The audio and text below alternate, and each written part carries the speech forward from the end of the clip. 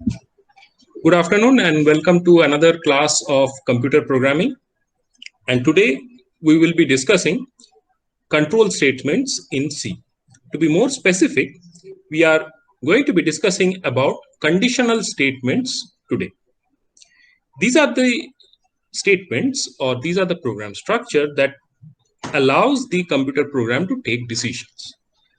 Now, you must be knowing that computers cannot think for themselves. So how do they take decisions?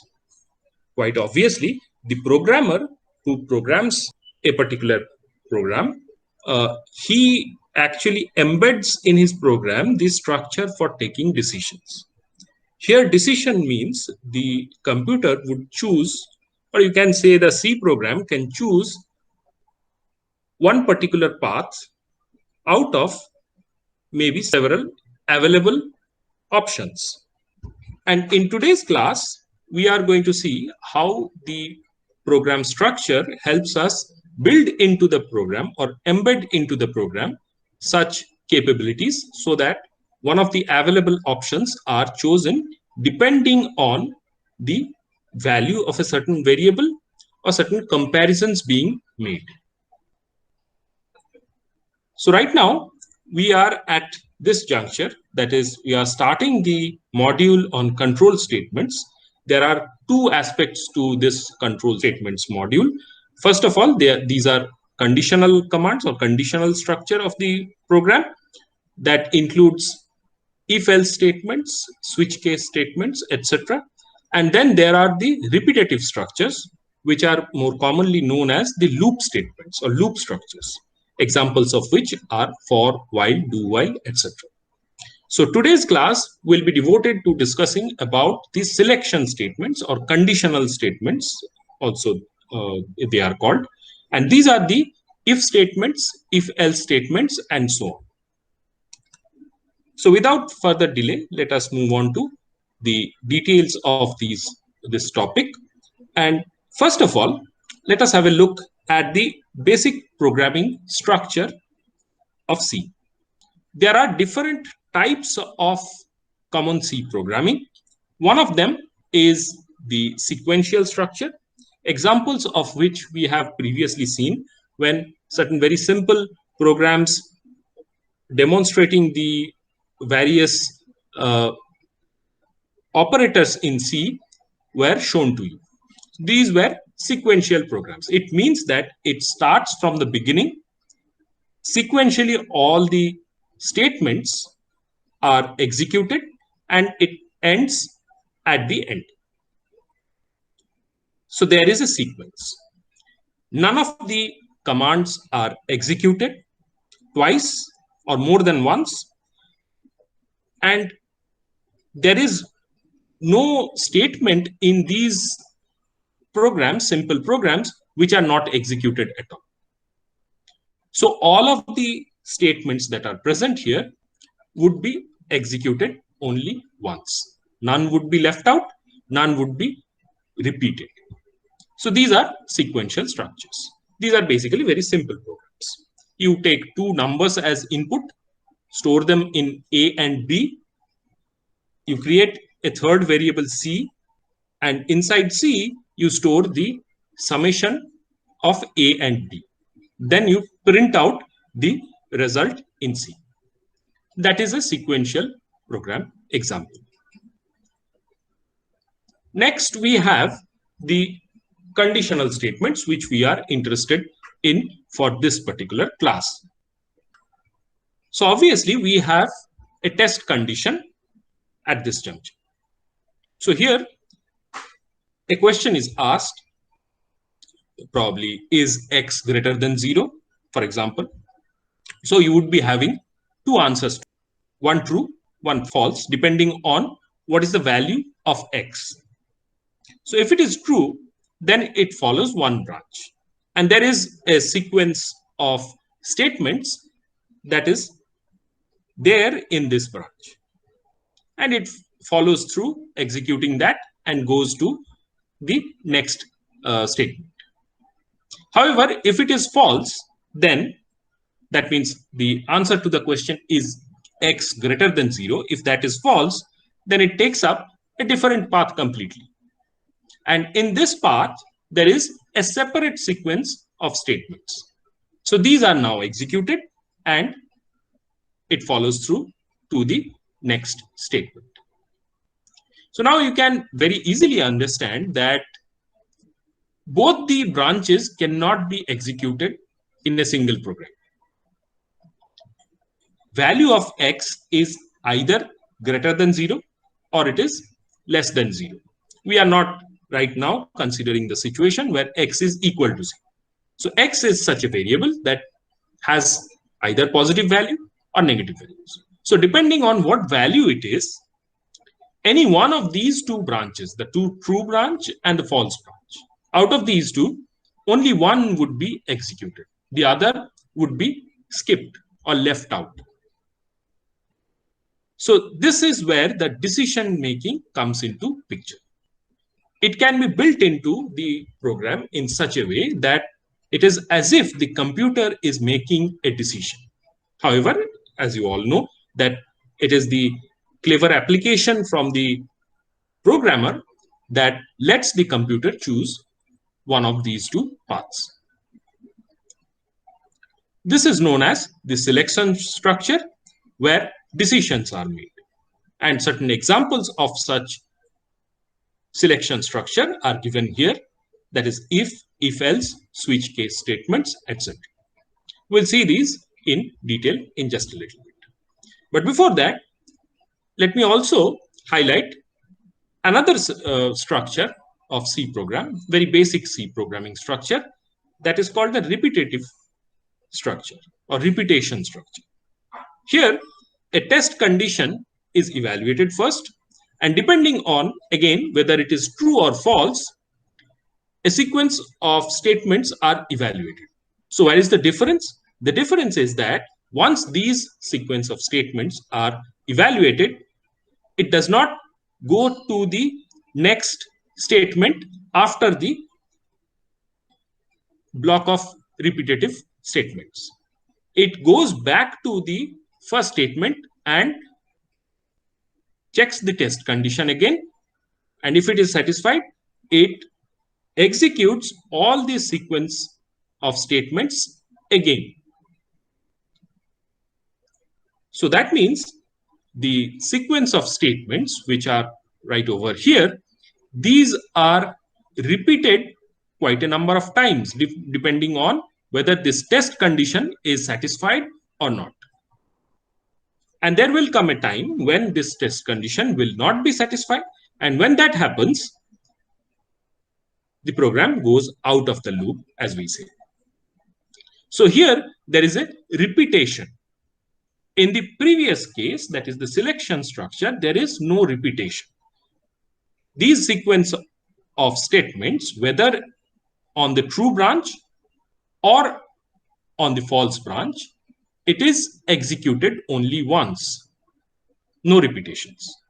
However, in the third structure that we are discussing here, depending on whether the test condition is satisfied or not, a sequence of statements would be repeatedly executed.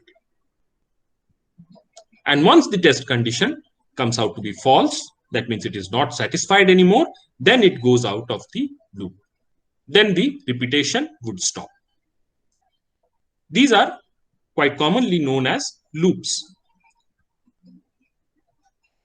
Some very popular loops that are used in C program are, of course, for, while, and do while loops.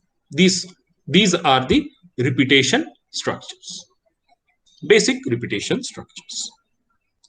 So as I said, the selection structure is the one that we will be focusing on right now. And we start with this simple if statement. This is the most simple decision-making statement or apparatus available to the programmer. And it is used to decide whether a certain block of statements will be executed or not. I think you are able to understand how this happens if you just think back to the flow diagram that was shown for the selection structure. And if you think back to that, if a certain condition is satisfied or it is true, then a block of statement is executed. And if that condition is not satisfied, then obviously it is not going to be executed at all. So we represent the flow diagram of a simple if statement like this. So quite clearly, there is a test condition. You ask a question here. If the answer to the question is true, then you go inside the what is known as body of the if block. Here would be a sequence of statements or maybe a single statement, depends on the program, and that would be executed, and then it would go to the statements which are just below the if block, the simple if block. However, if it is this test condition, if it evaluates to false, then it does not follow this path. This green path, the true path, is not followed. What will happen is that it will go through the false path and it will come to the statement just below if block. There is nothing on this path. That means there are no statements on this path. So if this condition comes out to be false, then nothing would be carried out. Nothing will be executed. What will happen is that it will just skip this entire if block and go to the next statement, which is after the if block. So this is the simple if statement. I think it's very easy to understand. If you just apply your mind, you will be able to get this. Try to remember this flow diagram and you would not go wrong with the if statements. Now, obviously, you cannot write the block in C. You have to follow a particular syntax. So what is the syntax of if statement? It follows this form. If, then within bracket, the test expression, that is where you check the condition. That is where the test condition is situated. And after this line, there is a bracket over here, curly bracket that opens. After that comes the statements inside the if block, and once all the statements are written, then you end the body of the if block with a closing bracket, closing curly bracket. So very simple syntax, easy to remember as well. And how it executes is as follows. First of all, the if statement evaluates the test expression inside this bracket that is there.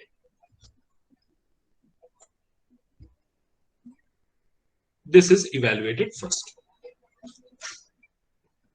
And it will see that whether this test expression evaluates to true or it evaluates to false. That means if it is true, it will give us a value of 1. If it is false, it gives a value of 0. If the value is 1, that means if it evaluates to true, then the statements inside the body, that means obviously these statements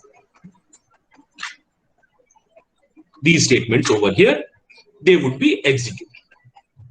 But if the test expression evaluates to false, then these statements would not be executed at all. So from here, from this test expression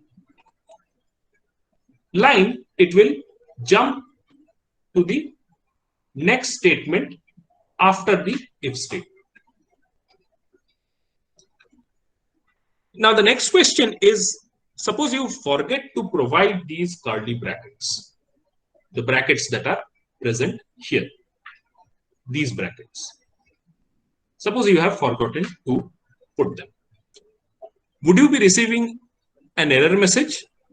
The compiler would not give you an error message, because if these braces curly brackets are missed, then what happens is that the compiler would consider the first statement after the test expression as the body of if block. As you can see here, that if the curly braces after if condition are not provided, then by default, if statement considers the first statement immediately below to be inside its block. So only the first statement would be considered as inside the if block. The other statements that follow it would be considered as if they are outside of the if block.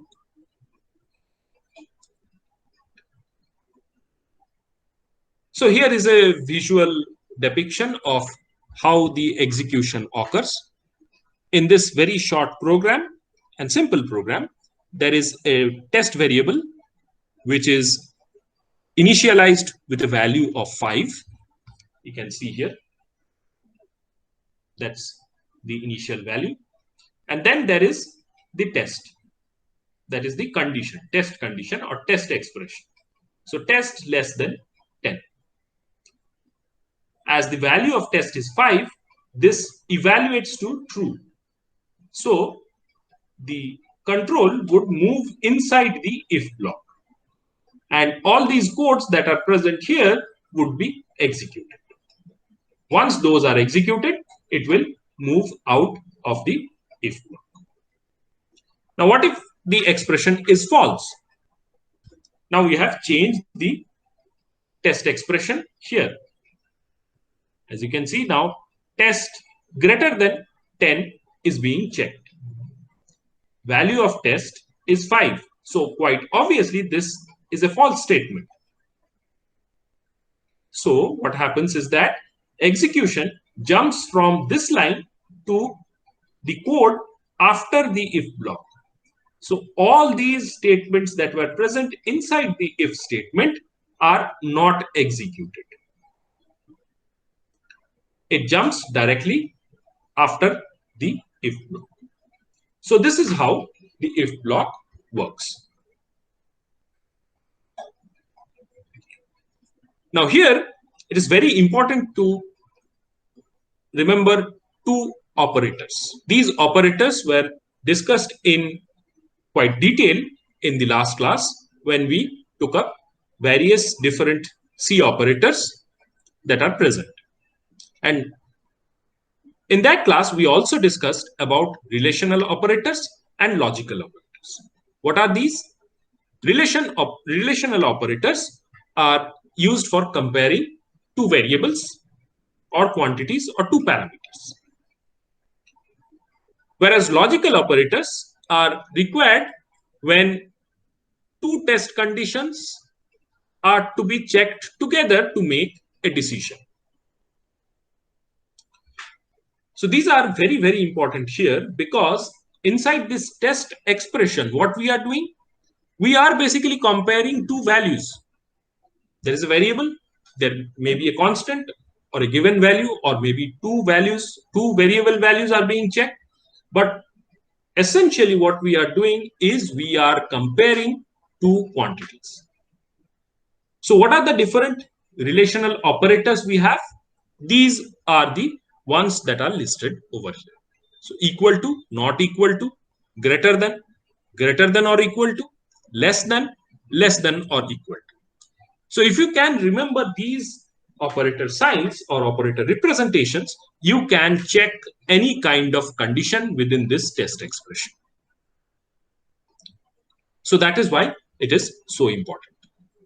So obviously, common mistakes are that students place the equal to sign before the greater than sign. They write it like this. These are certain common mistakes. And if you do that, obviously you will get an error message. That is not correct. So just remember how it is pronounced, greater than, equal to. So you first write the greater than symbol, then the equal to symbol. Might seem very trivial, but students do make these mistakes. So you have to be careful so that you do not make those simple mistakes. So these are the relational operators, and this is how a relational operator can be used. We are checking if the radius entered by the user is equal to 0 or less than 0. And if that is the case, then you go inside the if block and print out an error message. Also inform the user that the radius should not be non-negative. Sorry, so it should be non-negative and non-zero. So how it happens? We check this condition here. If it evaluates to true, goes inside, prints the error message, and then goes out of the if. If this comes out to be false, that means radius is already positive number, then there is no point in printing these things. So it is going to be skipped, and the program execution moves to the next statement after the if block. So that is the simple way of doing it. What about logical operators? As we said that there are 3 logical operators presented here. However, in testing expressions, testing certain conditions, sometimes we require the logical and the logical or to combine together 2 different conditions. So 2 or more conditions to be combined in an if statement using logical and logical or.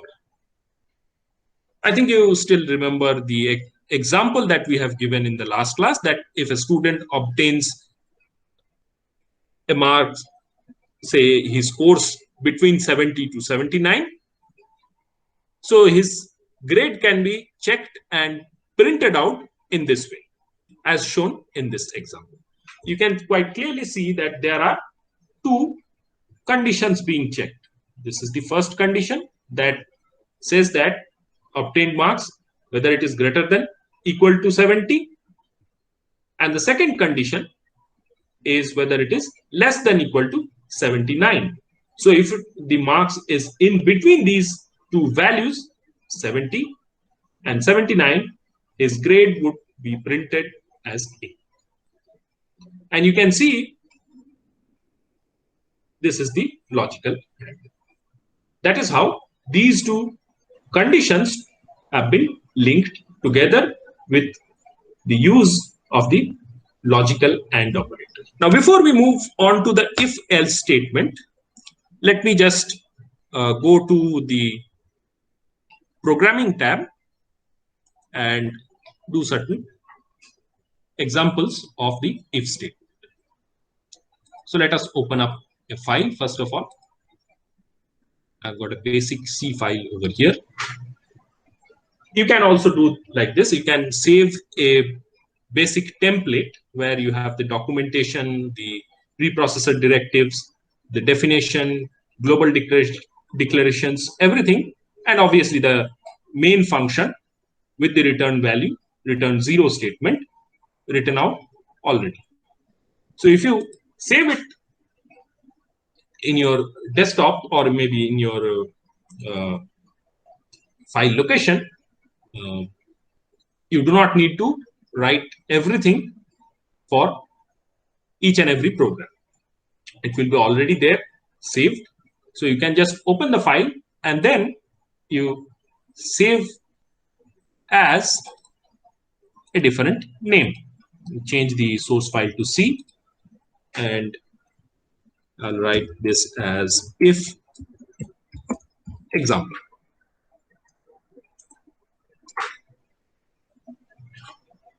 So we can do the radius example quite easily. So we go for maybe float radius. Go for printf. Enter radius of circle. That is the prompt. Don't forget the semicolon. Then go for scanf.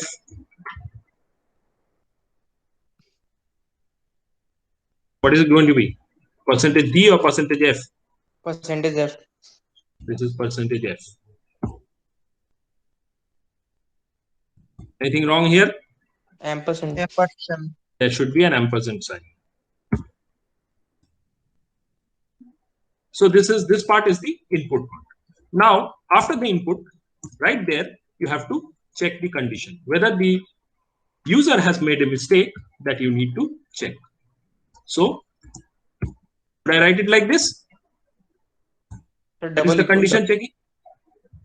No, there is a mistake. Won't it be double equal to? It has to be double equal. If you are checking the condition, it has to be double equal. So if radius equal to 0, I can add the logical and go for the negative value as well. But that is not required here because I can do this. If radius is less than equal to 0, then I'll print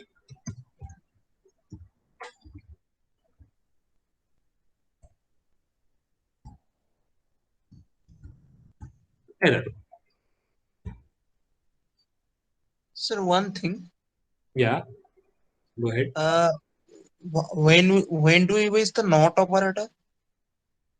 Not operator you can use maybe if you are checking not equal to 0. Suppose you are checking a discriminant.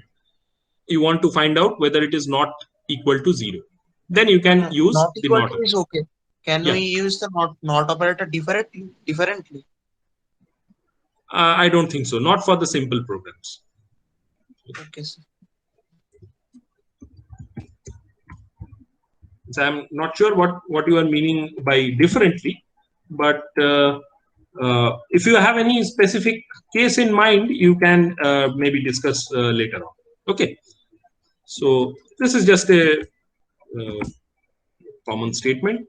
Radius should be greater than 0. So I'm not writing the rest of the program. It's just simply calculation of the area or maybe the perimeter. So that will be there. So, but for our purpose, checking the condition, that could be done with the this much of the program being written. So there are no errors. So we'll go to here. By the way, is this visible?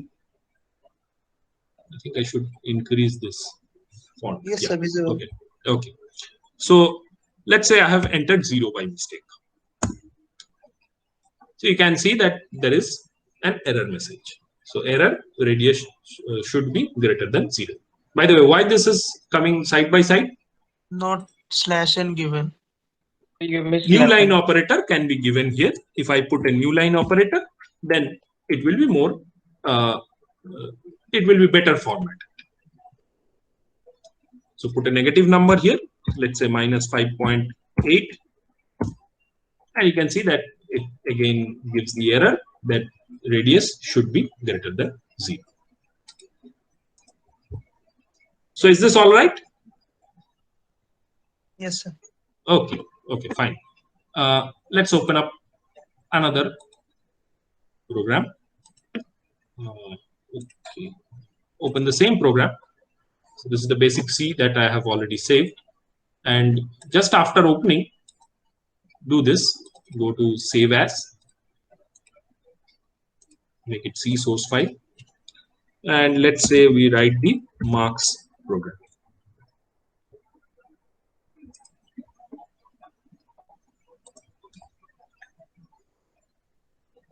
So again, we go for float.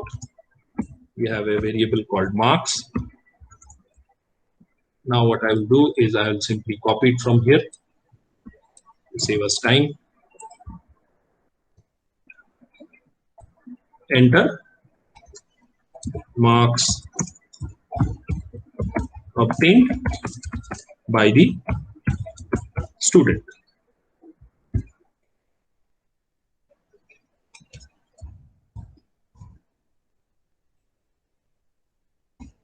So I can write if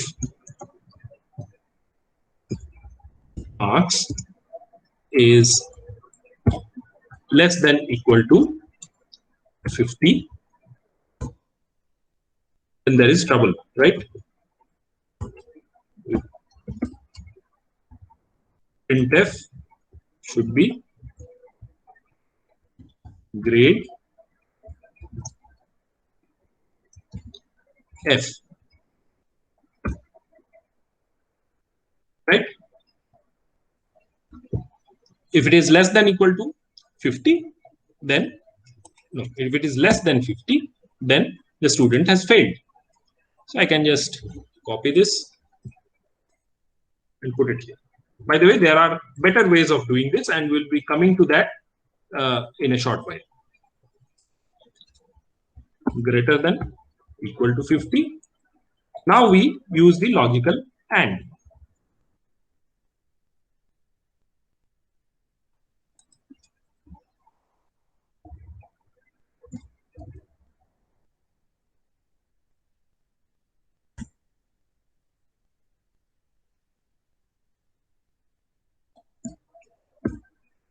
Less than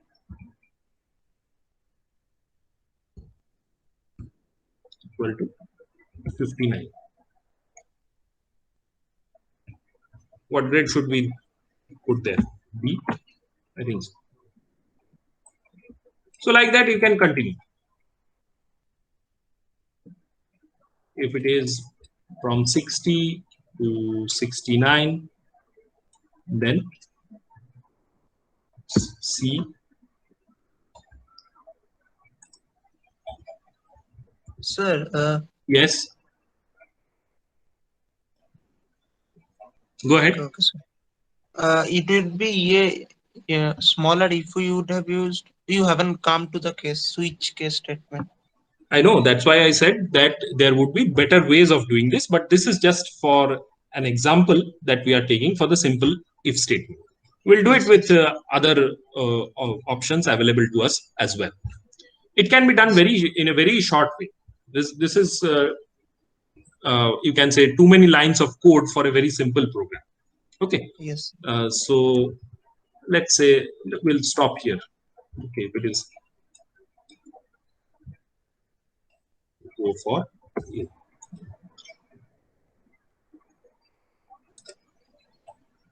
What's the problem here?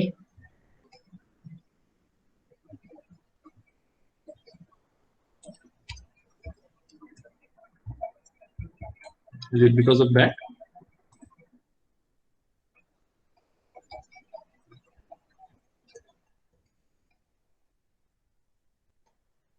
So one bracket is less. Yeah, maybe that's. Here I have not put the enclosing bracket. That means these two needs to be like this.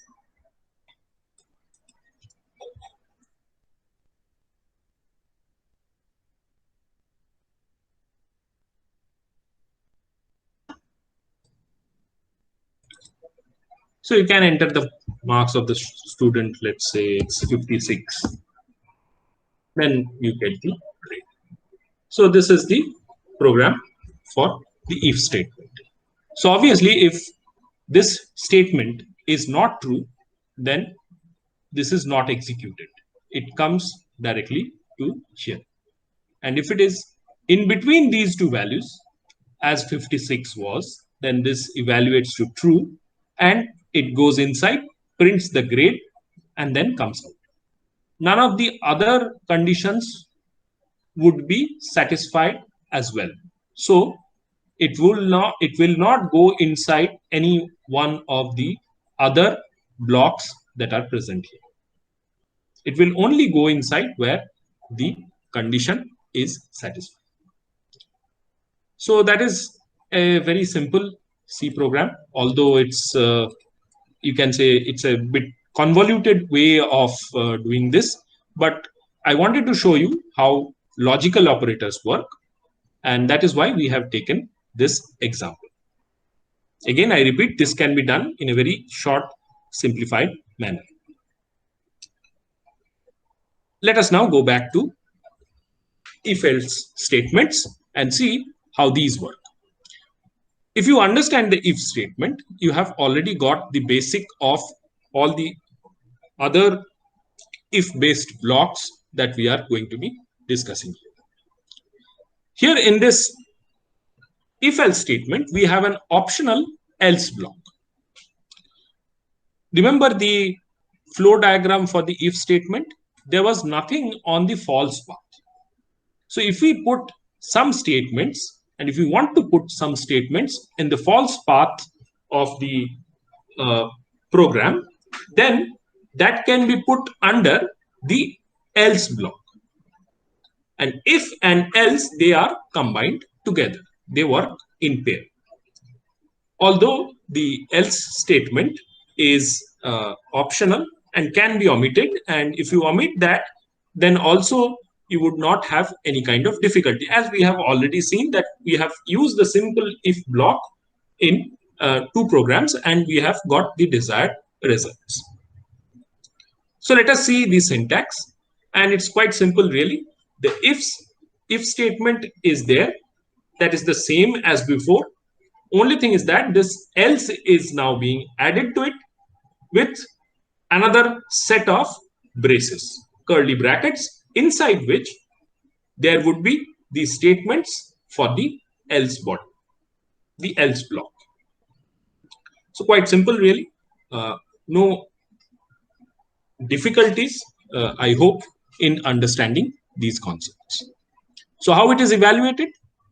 First of all, again, the test expression would be evaluated, calculated.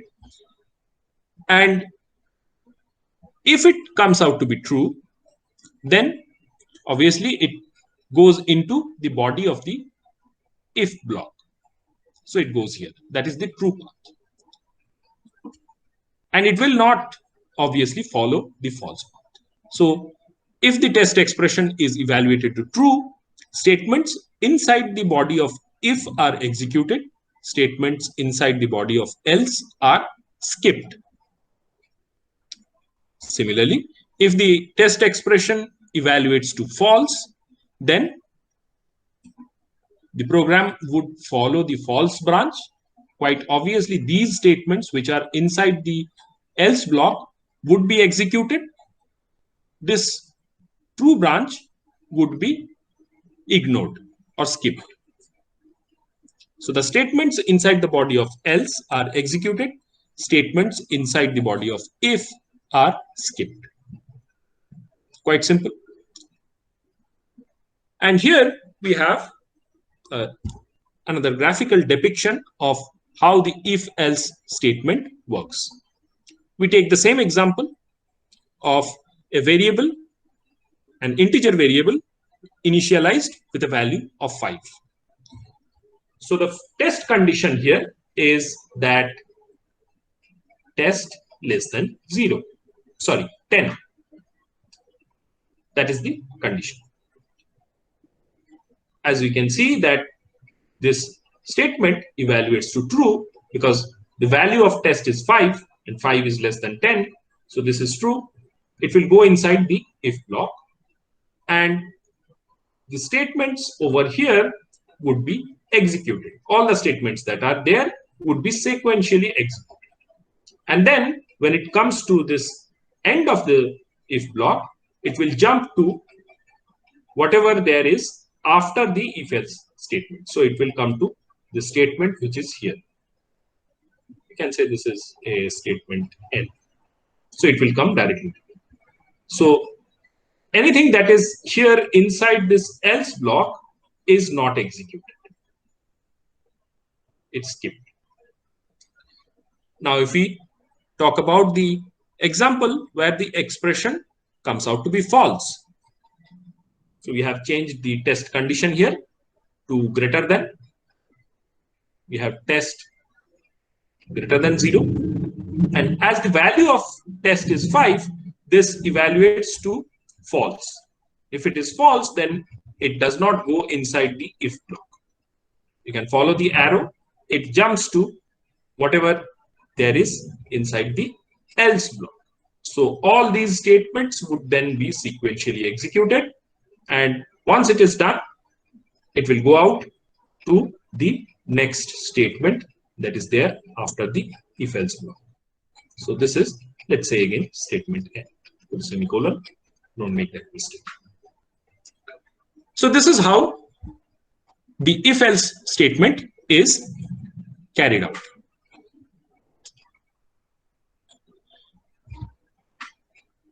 Now here we have mentioned the conditional operator again, because this particular operator follows the same algorithm as if else statement, and it performs in the same way. This is the simplest and shortest way of writing the if else statement. You can see the syntax over here.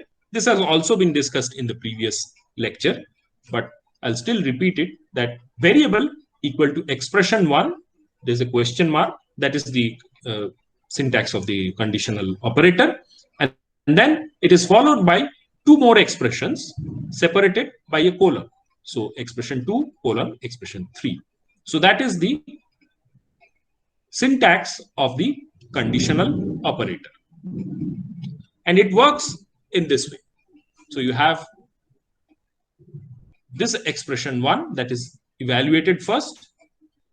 If it evaluates to true, then variable would be assigned the value of expression2.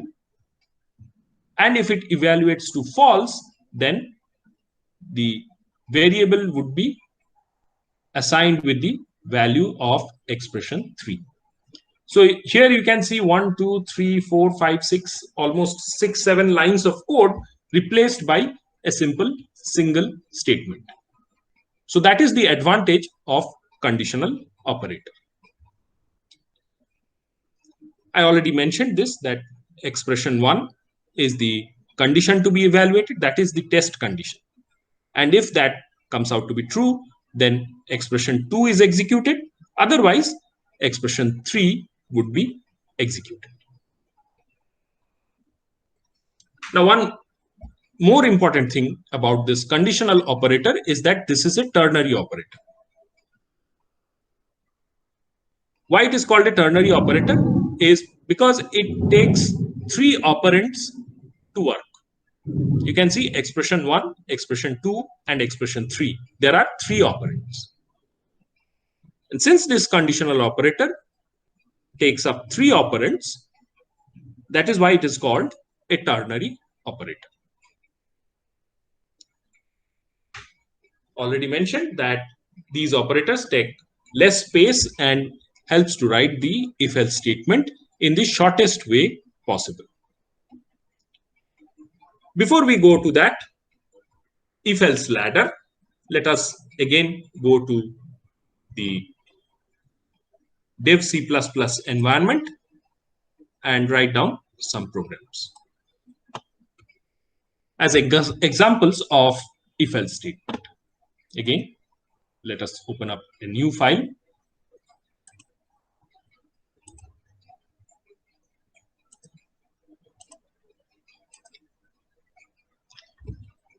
And in this program, let's save it first.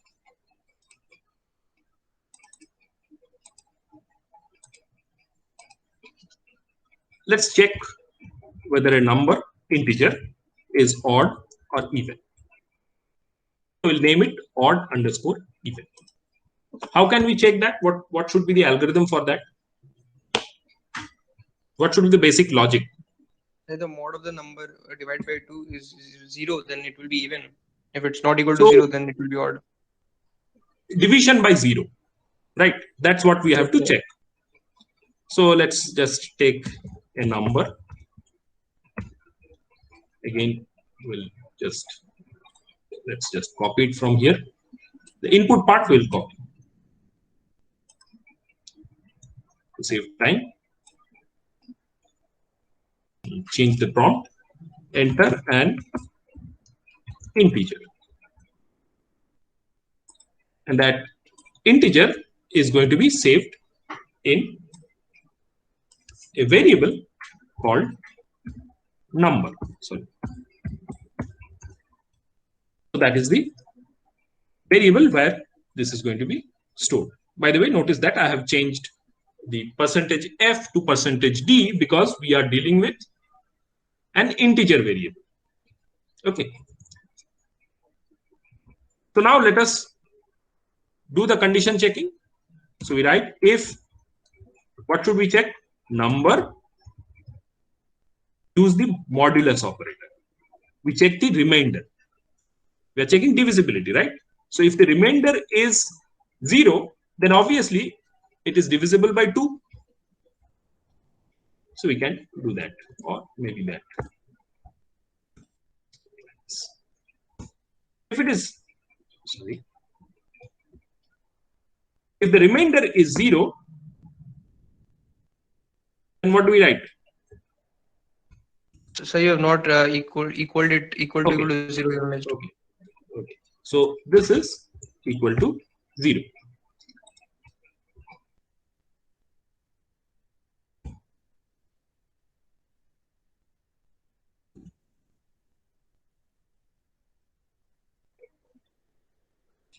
Let's write it like this.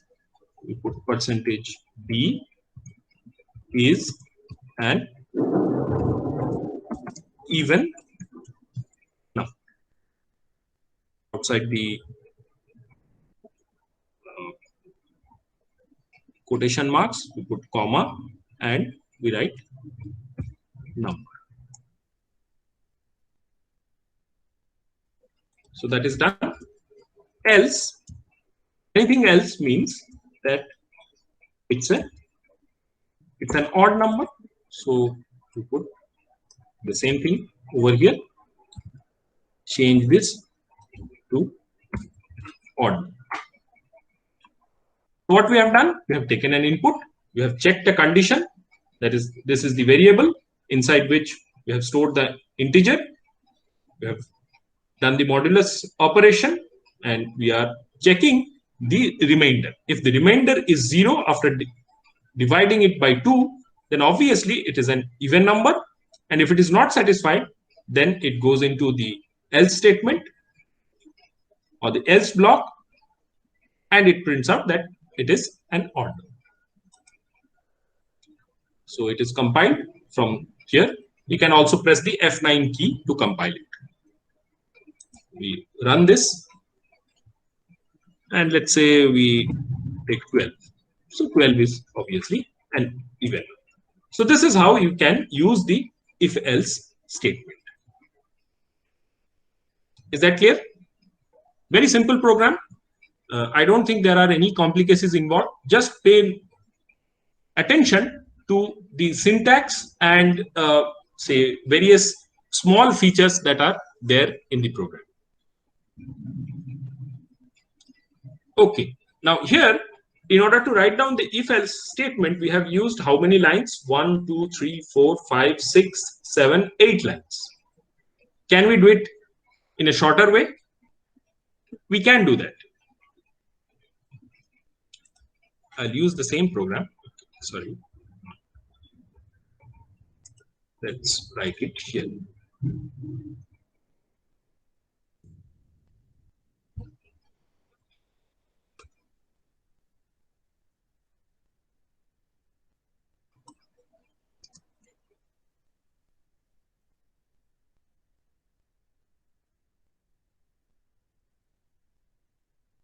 We'll write the conditional operator. Okay. So I'll take this, put it here.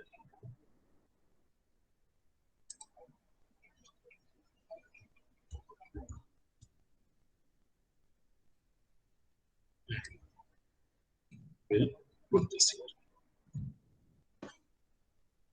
Let's see if we are correct or not. Let me just make this part a comment.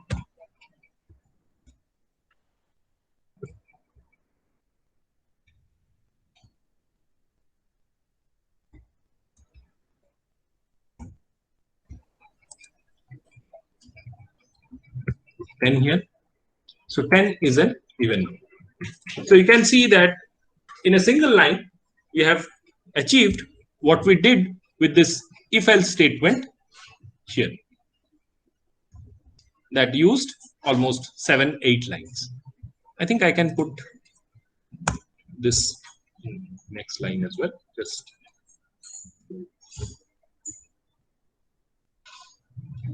like this. Run this again. 9 here. So 9 is an odd. So this is the conditional. What is the function of question mark? I mean, that is the syntax of the conditional operator. If we go back here and look at this, the conditional operator is represented with this question mark followed by this colon. Okay, that is the syntax. okay. Is that okay? So without that, this conditional operator would not work. You have to write it in the way it is meant to work. So first, the expression that means the first expression is the conditional statement or condition checking test expression, followed by the question mark, then the if statement, then the colon, then at the end the else block, the else statement. It only, I mean, it only can take. It works for a single statements. It has to take 3 operands. 3 operands must be there. Otherwise, this will not work. Okay. Okay. So we have seen 2 different programming examples of how to implement if-else statement, and the same thing, the same logic of if-else statement being carried out with the help of the conditional operator. The conditional operator has the advantage that it takes up less space and it can be written in the shortest possible way. So let us now move on to certain other if-else structures. These are basically derived from or derivative from the basic if-else statements, and there's not too much to understand over here. Only thing is that you have to remember the syntax. So the first thing that we'll do here is the if-else if statement. It is also known as the if-else ladder.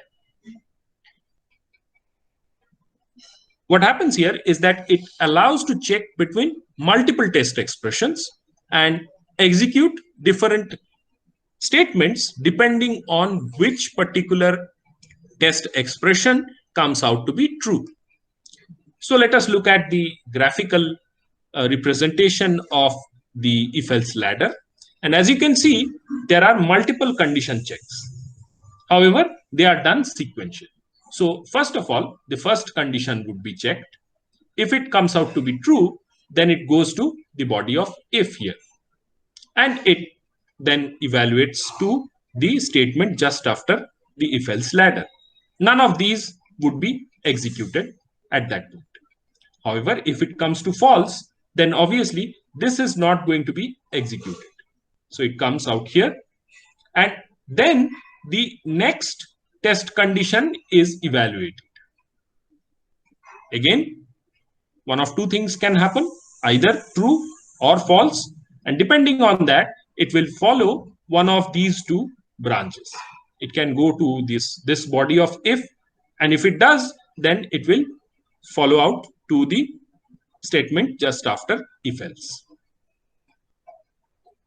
Otherwise, it will go to the third test condition and again evaluate it, see whether it is true or false, and depending on the answer, it will follow one of these 2 branches. So like this, test conditions can be appended here as well. So it can go on like this, on this direction. And finally, you will have a body of else. Now that is not mandatory, it can be skipped. So what's the syntax? The syntax is like this. Obviously, it starts with the if statement. There's a test expression there. If it is true, it comes inside this, and then it goes to the end. However, if it is not true, then it comes to the else if condition. So else if followed by a test expression. So this is now going to be evaluated. That corresponds to this block. If it comes out to be true, it goes inside this if statement and evaluates this block, executes it, goes out to the end. Nothing else will be executed. However, if it turns out to be false, then it will go to the next else if statement. Evaluate it, depending on the answer, either execute this block and go out, or it will move on to the next test expression and evaluate that. And like that, it will continue. And finally, it will come to this else statement. And if all of these test expression have evaluated to false, then only this else statement would be executed. So this is the if-else ladder. There is also another structure which is called the nested if-else statement. Here, what is done is inside the if block, another if-else statement is embedded. So it is possible to include an if-else statement inside the body of another if-else statement. That is why it is called a nested if-else. How does it work? First of all, let us look at the graphical representation. This part is the original if statement and its testing expression. So it has two branches, false and true. If it is true, it goes to the body of the if statement, evaluates it, goes to the statement just below the if else. However, if it is false, it goes to another test condition, another condition checking, and that is for the nested if statement. It again can be true or false, and depending on that, there is the body of nested if it is true, and if it is false, it follows on to the body of nested else. And after evaluating the appropriate body, appropriate condition, after executing that, it comes out here. So basically, this if-else statement is nested within the else condition. It is also possible to nest an if-else condition, if-else block inside the body of if itself. So quite obviously, the syntax is like this. So you can see that there is the test expression. The first one is evaluated here. If it is true, goes inside here. And it is possible to have another if-else block to be embedded inside the original if statement. So this is the nested if. By the way, this was not shown here. Here I have not shown a nested if-else statement inside the body of if. But this is the more general scenario. And this is the nested if-else within the body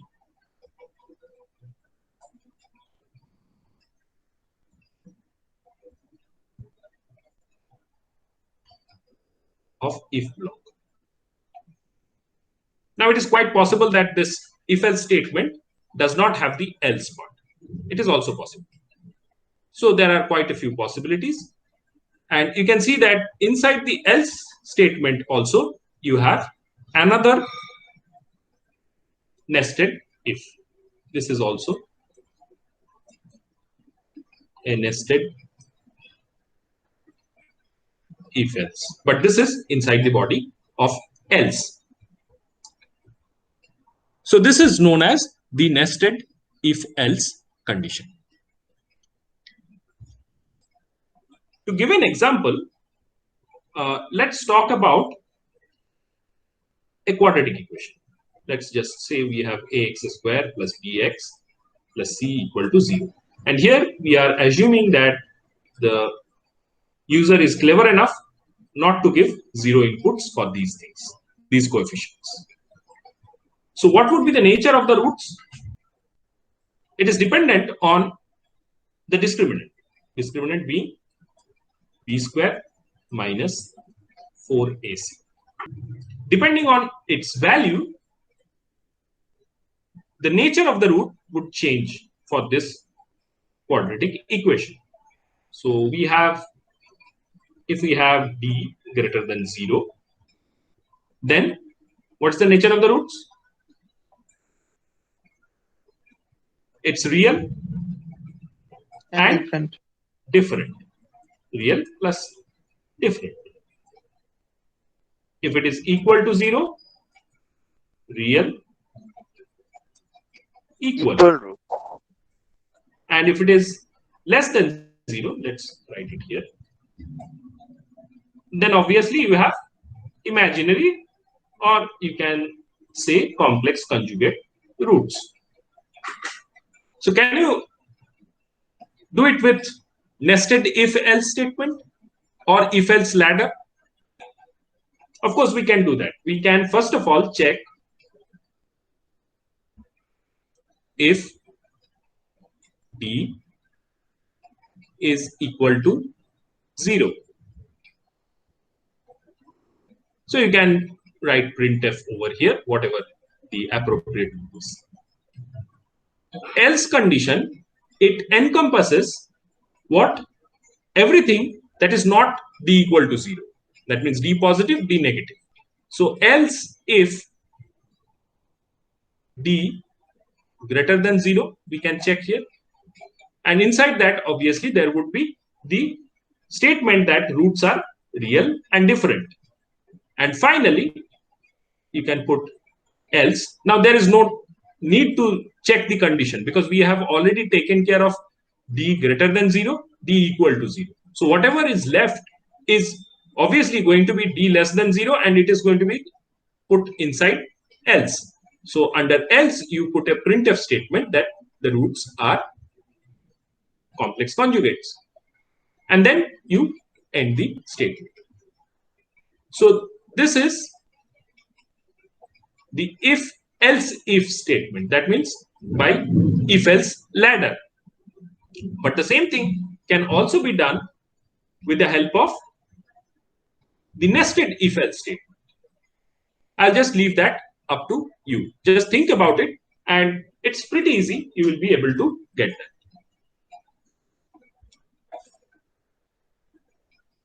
Now let us move on to the next interesting case, which is the switch case statement. Here, in this switch case statement, it allows us to execute one block of code among multiple alternatives. It means that there is a switch expression. This one is evaluated first, and then depending on which of these questions comes out as true, that code block would be executed. The others would not be executed. So what is the syntax for that? This is the syntax. So you can see that switch, there's the expression that is evaluated, and these are the cases. Now, each of these would be compared against the expression value that we have obtained. And whichever comes out to be true, those statements are going to be executed. If none of them comes out to be true, then at the end, you can see that there is a default statement. Then that default statement would be executed, and then the switch block would end. However, this default statement is not mandatory, it's optional. So this is basically a multi-way branch statement that provides an easy way to put the execution to different parts of the code based on a value of an expression.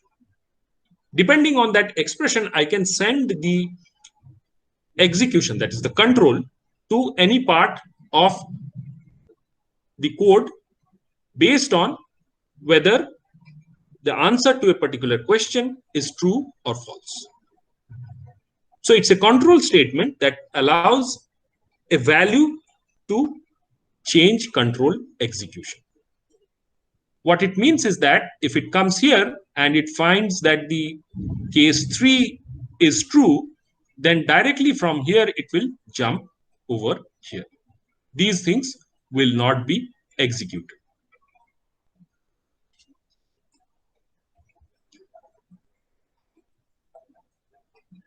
Okay.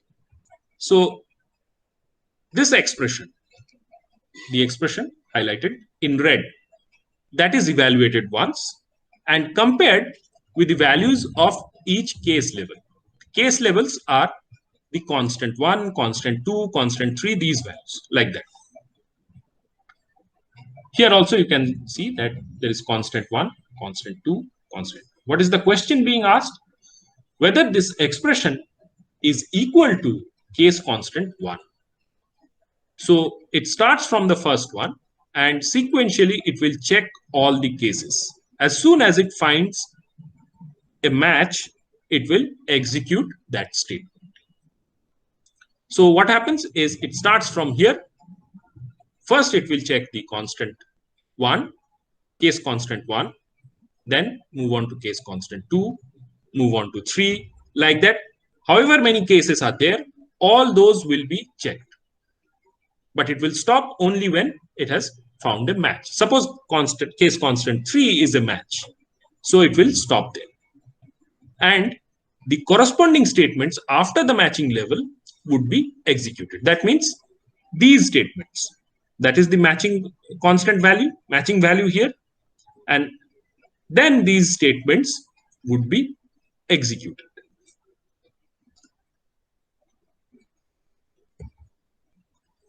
However, if there is no match, what will happen? It will go down to the default statements. But as I mentioned, default statement inside a switch statement is optional. It is not mandatory. So if default statement has not been provided, then nothing would be executed. It will just go out of the switch block.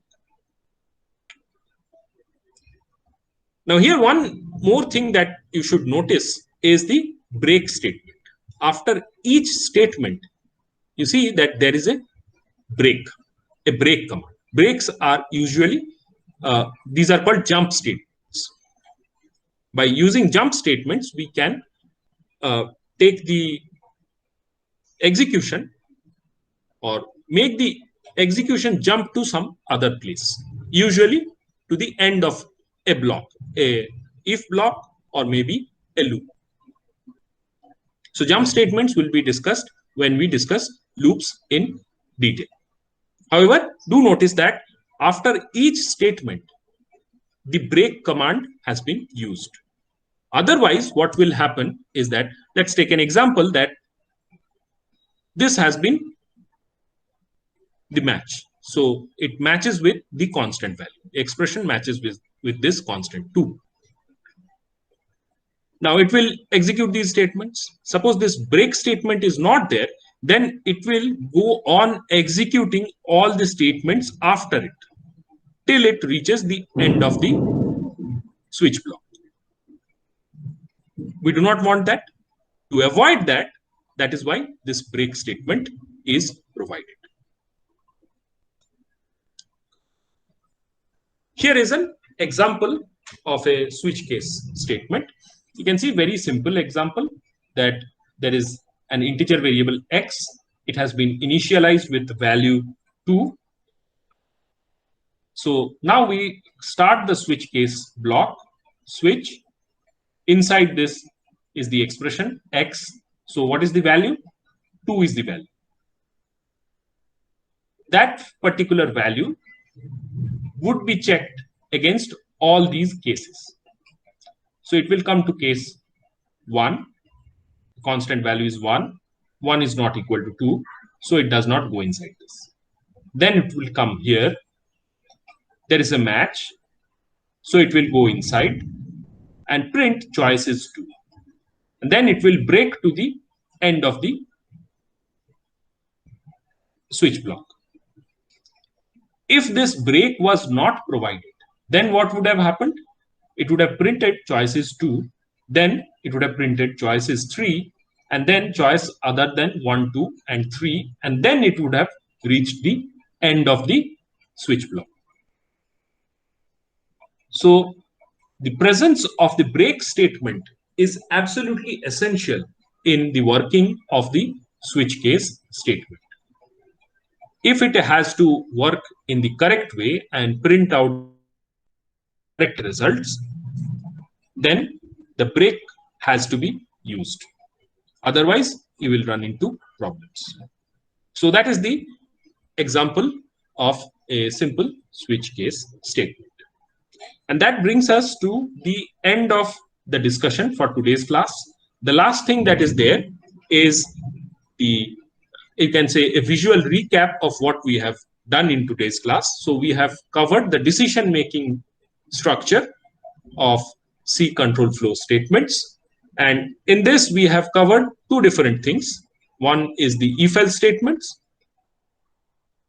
and the other is the switch case statements. Under if-else, we have studied the simple if-else, if-else ladder, and the nested if-else. Whereas for the switch case statements, we have seen how the break jump statement, jump command, is essential in the working of the switch case statement. And it's essential that you learn about the decision making or the if-else statements, switch case statements. You should learn about them with a lot of care, because these are the building blocks of, say, more complicated programs. So that's all for today. Thank you for your attention.